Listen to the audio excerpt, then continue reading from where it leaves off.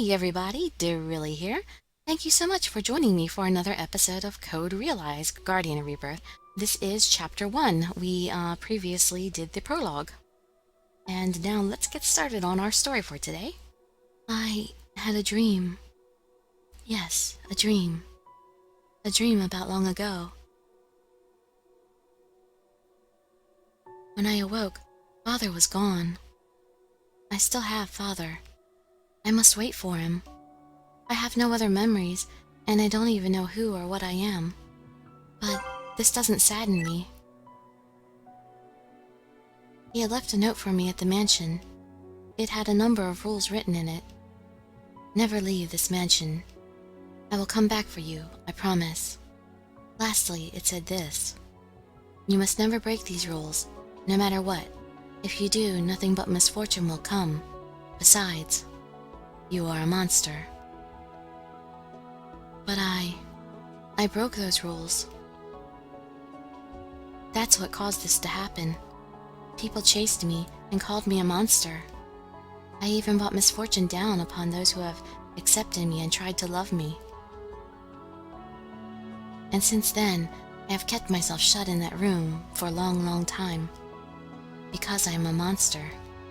Until the day I die, I must sit right there and wait for Father to return.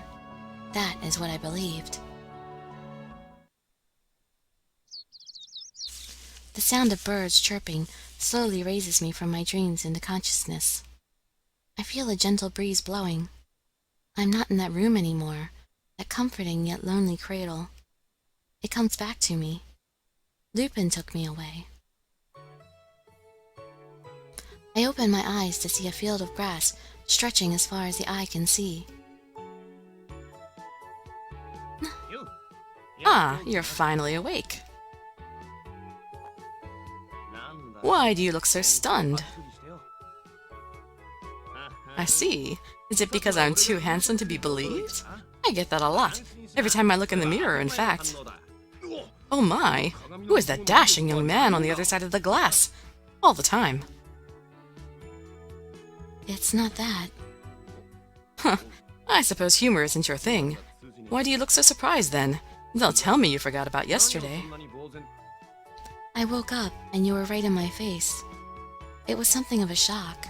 You were too close. You're dressed differently too. That was a little unexpected.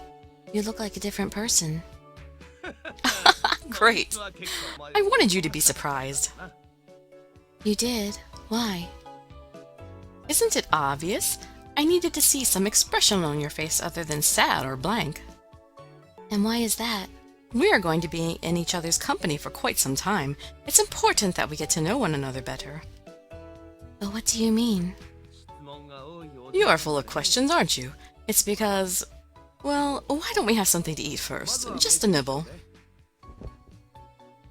Lupin lays a cloth down over the grass and places a basket on it. This was meant to be last night's supper, so it's cold now. But anything's good if you're hungry enough, isn't that right? Lupin places a sunny-side-up egg on a piece of toast and hands it to me. What's wrong? Aren't you hungry? I haven't shared a meal with another person in a while. This is all so new. Ah, I see. You've been living alone all this time. It's just an egg on toast, for heaven's sake. There's no need for table manners, so eat up. Ah, it tastes great. He takes a bite of his toast, then looks over to me. He tilts his head as if noticing something for the first time. Oh, I never asked. Can you eat? After all, with the poison and everything. Yes, I can eat. I bring the toast up to my mouth and take a bite. Chew, swallow. That's good to know. Does it melt in your mouth? I shrug. It starts to become mushy right away. Mushy, eh? But I can taste it, and it's very good. I feel the flavor spread through my mouth. Well, that's good to hear. One of our group Impy is very much into cooking. He makes his own bread from scratch. Supposedly, he adds his own hidden flavors. After one bite, I couldn't stop. I had forgotten what it was like to eat for so long, and delicious food has a way of bringing happiness. I take it you like it, Cardia.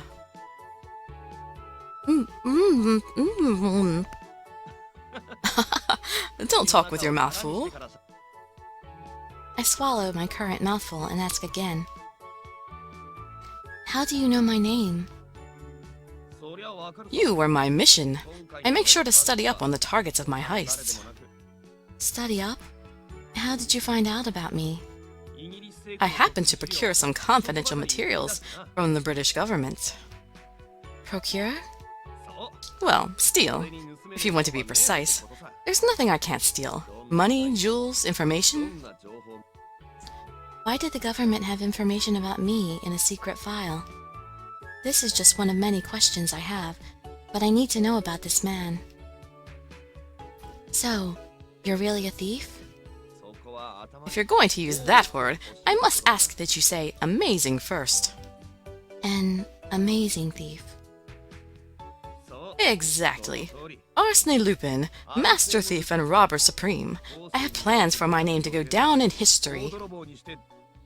I wonder what the difference is between a thief and a robber. Isn't stealing bad? Well, in general, yes, but I am a thief with a heart of justice, so it's not a problem. Thief and justice seem to be a contradiction. A handsome man is always riddled with some sort of contradiction, don't you know? His answer doesn't really make sense to me, but I nod and turn my attention back to my food. Sitting here in the warm sunlight, the meal becomes entrancing. The taste of the egg, with Lupin's cheery voice, is somehow very soothing. Once I collect my thoughts, I take a better look at Lupin as he eats his egg on toast. I have another question. How am I so handsome? That's a mystery that not even I can solve. That's the second time we've had this conversation. This man, it's amazing how much confidence he has. That's not it. Those men, the ones from yesterday, where were they trying to take me? One moment. Alright, it's too much to take in all at once, so I'll try to keep it simple. First, those men were after the horologium. Horologium? Lupin becomes very serious. It's a source of unlimited energy, a heart that beats forever. That's what the horologium is. This gem is completely impossible to create using modern technology, but the secret file said that one man succeeded. The process he used to do so is unknown, and the man buried the gem within the body of his own daughter. His daughter? You mean... That would be you, Cardia. I don't know anything about my father. Do you know him, Lupin? I stare at him in surprise, and he looks back at me with some surprise as well. Of course I do. Anyone who lives in Britain, no, anyone in the civilized world knows about him. What's more interesting is, why don't you know about him? He is your father. I can only remember 2 years of my life. 2 years? Yes, I woke up in that mansion 2 years ago. All I knew was that I had to wait there. The father would come for me. And yet, I broke the rules that he had laid down for me once in the past. I still regret it. Lupin looks at me questioningly, and I speak up again. Even though I don't remember much, I do know some things. I read the books that were in the mansion, but... I see, so you know nothing of the outside world.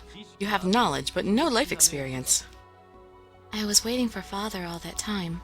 He's the only thing I have. Please, Lupin, I want to know more about my father. He looks at me for a while, then nods. Alright, I'll give you a brief overview. You'll need to know this to move forward anyway. First of all, your father is a scientist named Isaac Beckford. Does that name sound familiar? I shake my head. He's a scientist who has changed the course of history. He has been called the modern-day Prometheus. Prometheus? In Greek myth, he brought fire to humanity. Isaac has had that much of an impact on the revolution of modern society. Revolution of society. I think I read about that in a book. Was it called the Neosteam engine? Oh, so you know of it. The invention led to a massive expansion in Britain's industrial and military power. Isaac became Britain's military technology advisor and developed a number of powerful new weapons as well as Steel London, but he never saw the completion of Steel London. He simply disappeared one day after appointing a successor to his position.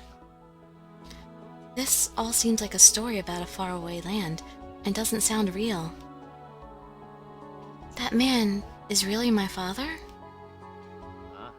Yes, according to the information I was able to find, that is. Do you remember anything about him? I shake my head. Lupin seems a little disappointed, but sighs. I see. Anyway, those men from the British forces wanted to get their hands on your horologium, doubtlessly for bad reasons. What's behind all of this is Isaac's will. My father's will.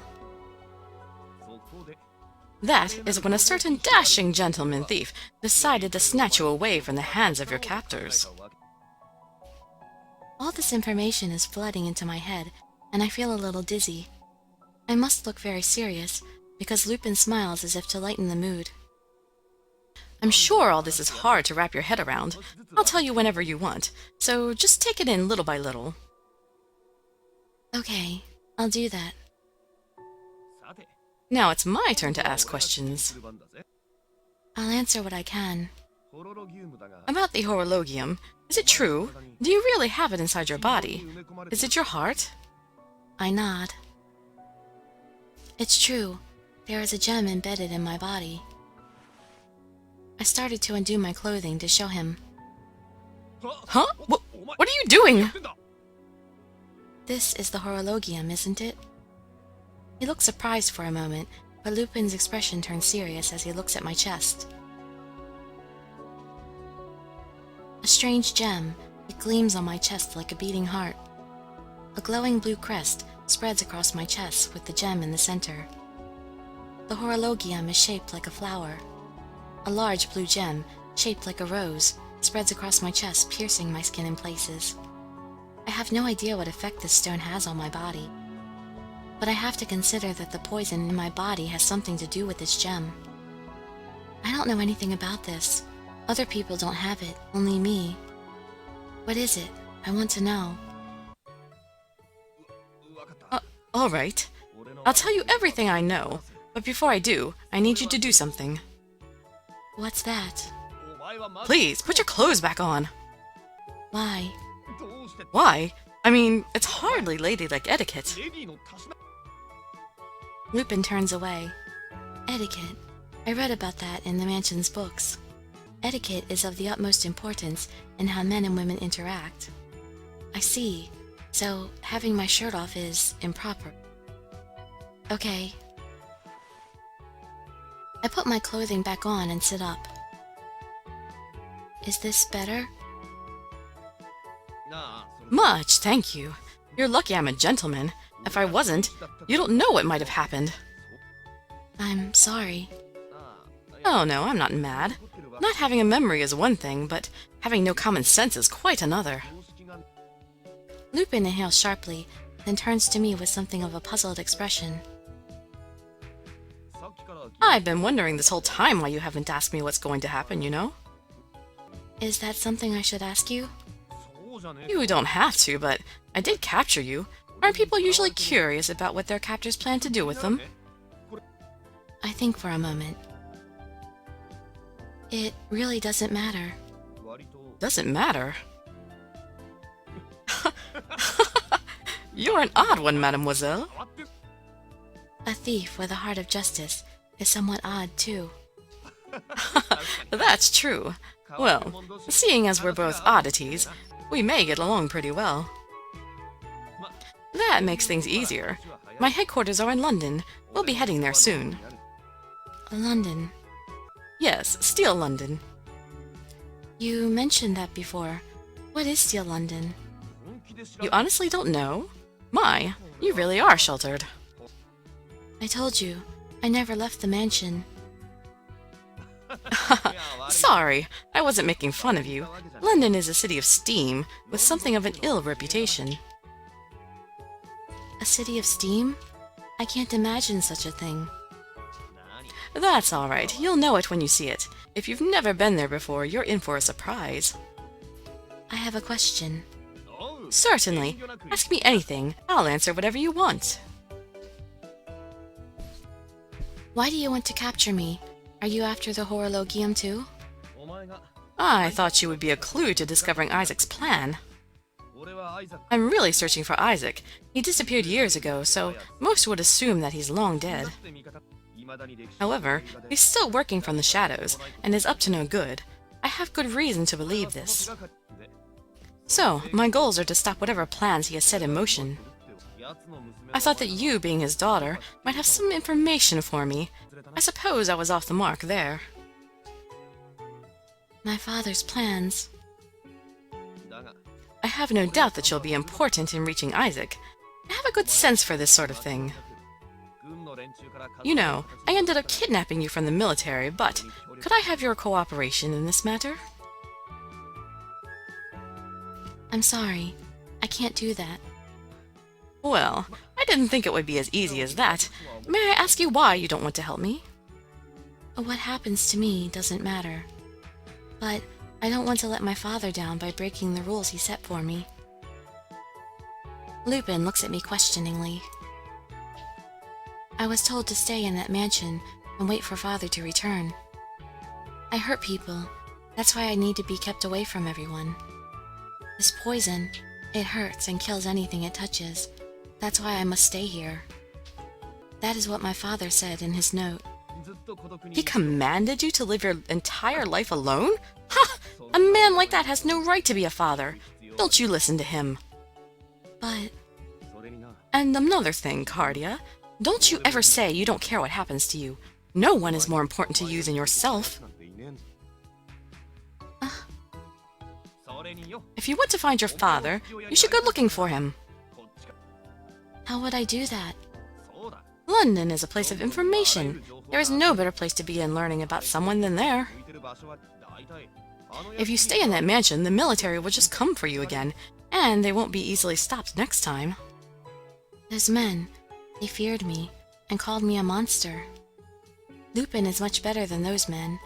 I haven't known him long, but I can tell. And London has tons of famous doctors who treat the rich, so maybe they can do something about that poison. I didn't expect to hear that. You think they can make it go away? I'll make sure it happens. I promised I'd make your dream come true, remember? But I'm going to need your cooperation. You'll have to stay by my side for a while. That's the trade-off. Lupin extends his hand to me. I look down at my own hand, then up into Lupin's eyes. We will take his hand. I guess that's a move towards him, so I guess I'll go after him for the first guy.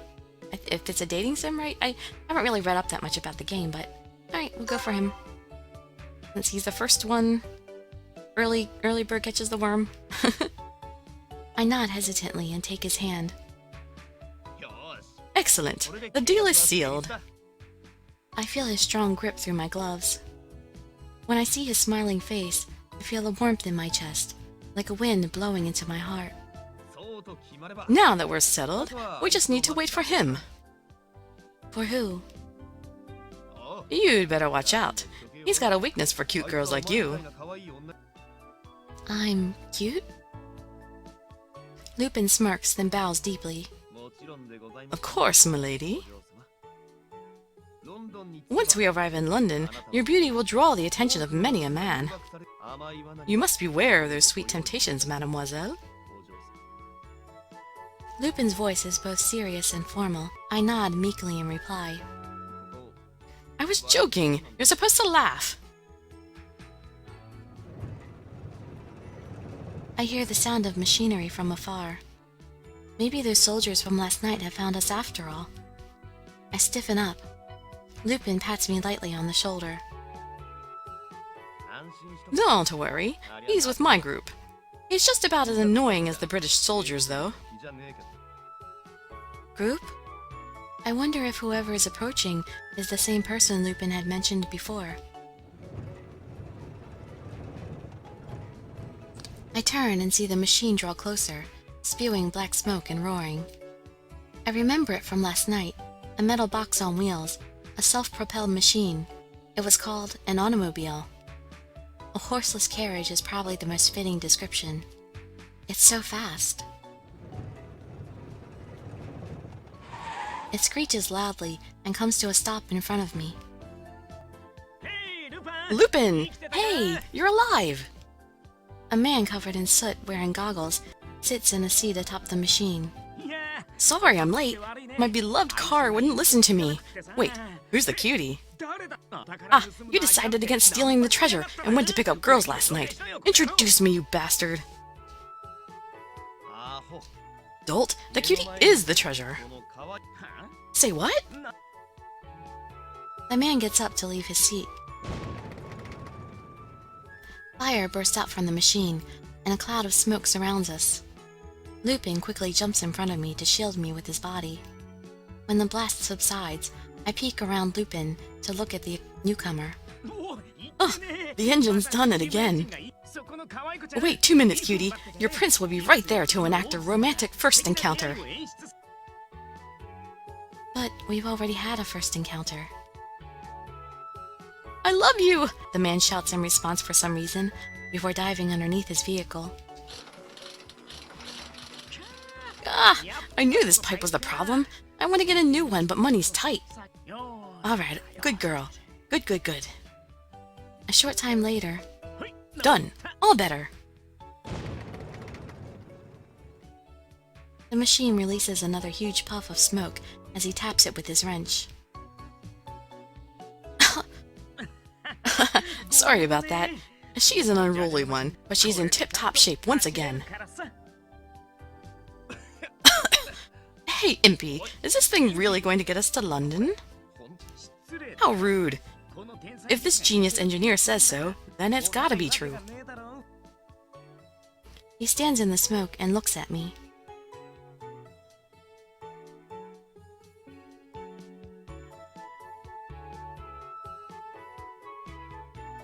Ah, nice to meet you, cutie.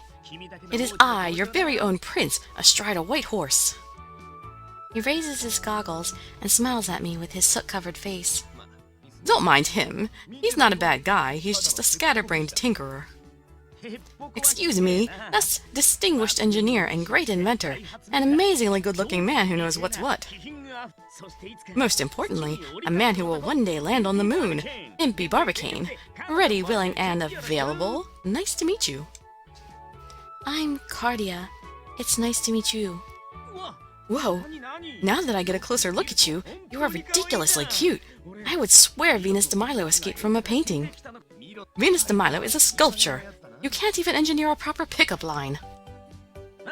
Oh, just call me Impy, Miss Cardia. As he's saying this, he gives me a good long stare.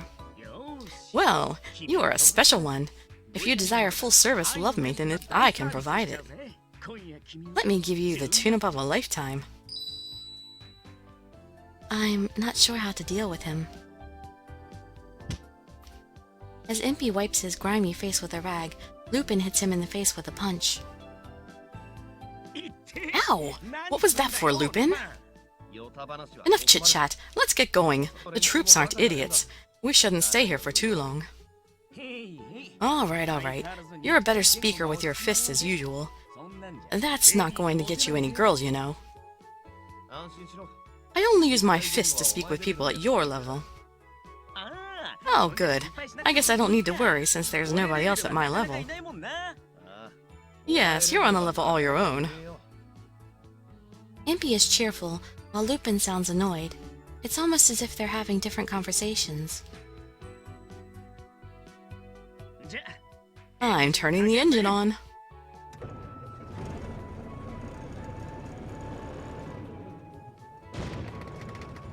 The machine roars to life and spews another cloud around us. Whoa, is she leaking steam again? Come on, darling, you can do it. can I say? There are a lot of strange people in the world. After this rough start, the automobile runs smoothly for a while as we ride. As we go along, Lupin explains to Impy our situation and what had happened to us. So if I'm hearing you right, Lupin, then you've set yourself up as the hero to this poor soul. I'm so jealous! Trade with me, man! Is that all you heard from this? There was a lot more you should have been surprised by. The conversations between Lupin and Impy always seemed to go this way. I could tell that they got along quite well.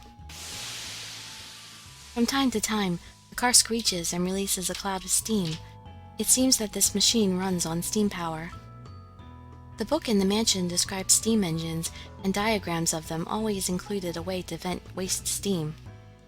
But this automobile doesn't have one. As Impy explained, the Neo-steam engine invented by my father allows that energy to be stored without releasing it. That meant that engines could keep steam without the tedious task of constantly stoking a fire and burning coals. That's as much as I understood from Impy's description. It all seems frightfully complicated. Still, Impy's endless chatter and Lupin's arguing served to lift my spirits. We pass through fields, towns, and forests as the automobile runs on and on. Although it lets out some steam from time to time, it never breaks down. According to Lupin, it's something of a miracle that it runs so smoothly. Impy's talk continues like a river, keeping up a stream of conversations. Lupin chimes in occasionally, but I catch him nodding off once or twice. We drove for a long time, but I was never bored during the trip. The sun is now high in the sky. We finished lunch and ride for a few more hours. Lupin, who had been staring into the distance from the passenger seat, suddenly stretches.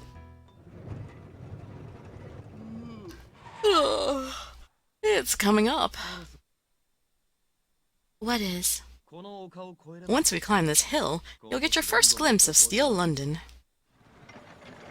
A short while later, just as Lupin said, London appears in all its glory. The city that sprawls ahead of us is nothing short of a metropolis. It's far larger than any city that the books I read spoke of, larger than I could have imagined. It's amazing. Any words used to describe it fall short. A city of steel, protected not only by a great wall, but by a ring of turrets. That's London. Isn't it fantastic, Miss Cardia? Even greater surprises await you inside. It has a fully functioning sewer system, and thanks to the gas lamps everywhere, it's bright as noon even in the darkest night. The high-class districts have airship mooring posts everywhere, sticking up from the rooftops like trees in the forest. This is London? How did such a huge city come to exist? It wasn't this way until quite recently. It's thanks to Her Majesty Queen Victoria that the city has grown as it has. Don't get us wrong, it started out pretty big, but in only 5 short years it's become the massive place it is today. The Queen was probably in a rush to showcase Britain's power by transforming her capital into a massive fortified city. Britain has many enemies on the continent. Taking such an obvious posture like this has likely prevented war across Europe. I continued to look across the great city as I listened to Impy and Lupin. As you can see, a wall divides the city into 2 regions. The mess of towns, forests, and factories outside is known as Outer London. Midtown is where London's steam engines are produced. There are some poorer areas, and the rich have vacation homes outside. Beyond the wall in the center of the city is Central London. That's where politicians, the rich, the powerful, and nobles reside. We live in the forest area of Greater London. We're basically borrowing some space from a certain aristocrat. An aristocrat? I'll introduce you to him later, Cardia. For now, please, wait here with Impy. Lupin turns his back on us and gathers his hat and cloak to leave. What's the matter, Lupin? I'm going to scout the area. You're going scouting? What for? There are teams of inspectors along the wall. I'm going to check them out. It's possible they may be looking for Cardia. You can see the wall from here? Remember this, Cardia. It takes good eyes. To be a good thief, how many times have you trotted that old chestnut out? You keep an eye on Lupin, Miss Cardia. He'll lecture you to death if you let him. That's because you refuse to stop being stupid. I'll be back in an hour or so. Just stay alert and be careful. Gotcha! See you later. Lupin waves to us and leaves. Alone at last, Miss Cardia. I nod, watching Lupin's receding back getting smaller in the distance. For some reason, I suddenly feel lonely. Why don't we discuss something interesting, like the newest model steam engines that were on display in the London World Expo? It's achieved 700 horsepower, using 52-inch cylinders. Isn't that incredible? The design is also light and compact. Science is so beautiful, right? Impy suddenly reaches out, as if to stroke my cheek with his hand. I flinch back. If you touch my skin, you'll melt. Oh, that's right. You're so beautiful, I forgot. It's true what they say. All the greatest roses have the sharpest thorns. Impy, there's something I'd like you to tell me. What kind of person is Lupin? You want to know about Lupin? What about me? Why don't I tell you about my hobbies? I don't understand. Lupin saved me. I don't know why. That's what I'd like to know. I'm impressed that you could blow me off so casually. That's great, Cardia! I can get into the frigid beauty thing. Hey, I'm kidding! I'll tell you, those cold eyes of yours will make me cry. Stop looking at me like that. Lupin didn't say anything. I suppose he didn't want to confuse you by telling you everything all at once. Alright, as a gift to commemorate our new friendship, allow me to enlighten you. That man is more or less a hero. Is that so? Yeah, he's too embarrassed to admit it himself. Isaac created a special task force known as Twilight. Someone else runs it now. You were captured by a British Army squad, but it was supposed to have been soldiers from Twilight on that mission. But the plans got changed somewhere, and those guys came instead. That's good for us because Twilight has the elite forces. If he had to rescue you from a Twilight squad, we may have been in some real danger. We got lucky, that's all. According to Lupin, Twilight is planning some kind of massive terrorist attack. And the first step to executing that plan is getting their hands on that gem in your chest, the horologium, isn't it? This stone? I raise my hands to my chest protectively. It's all just hearsay, but once Lupin heard about that, he decided to do whatever he can to stop it. That's why he's looking for Isaac, the man behind the whole operation, and why he saved you. See? Isn't that heroic, even for a thief? I see. Lupin himself said that he saved me because he was a thief with the heart of justice. Just knowing all this makes me very happy. So, Lupin's not a bad man. Hey now! Did you think I was evil? I turned, startled, to see Lupin behind me. It sounds like you've told her everything. Well, that's the long and short of it. It was probably someone with power in the government who gave the order to abduct you. Of course, government official or not, I have no intention of giving you up. I'm sorry to involve you in this, truly I am. I shake my head at Lupin's words. I can't find the right words to say it, but meeting you, I think it was a good thing. I see, that's good. I'm sitting right here. Oh, and Lupin? Again with the ignoring me. I want to know about my father, too. There's so much I need to ask him. Why I was left alone in that mansion. Why I have no memories. If he can make this poison go away. Why did he make me? A monster. I need to ask him face to face. Then our goals align. Let's make our partnership official. Lupin holds out his right hand. The second handshake. I shake his hand without hesitation. Partners, right? Put her there, Miss Cardia. Impy firmly grasps my other hand. His smile is the brightest I've ever seen. Back to business. I scouted out the checkpoint. Take a look at this. Lupin pulls some papers from his jacket. Wanted, crimes against the state. Victor Frankenstein? Let me see. Vicious terrorist wanted for the bombing of the West River factory, killing 12. Yikes, that's one dangerous man. He was formerly a royal alchemist and a leading researcher, one of the best. His career is ruined now. The picture on the wanted poster is of a kind-looking young man with glasses. He doesn't look vicious at all. It doesn't pay to judge a book by its cover. So, what's so interesting about this poster? The extra security on the checkpoint is to catch this man. It has nothing to do with us, but we should still be careful. Makes sense. We are a couple of kidnappers on the run right now. I'm sorry to cause you trouble. You don't need to apologize, mademoiselle. Doing this was our decision. Yeah, don't worry about us, Miss Cardia. Well then, would it be better if we stayed out of London until things cool down a bit? No, London is overflowing with people. Once we're inside, we'll be hard to find. We're better off entering the city quickly. Then what will we do? They don't have any pictures of us, and those men last night were from the Royal Guard. They wouldn't be manning the checkpoints. We'll pass through easily if we falsify our identities. Impy and I nod along with Lupin's plan. They give me a map to the mansion in case something happens to separate us and I have to go alone.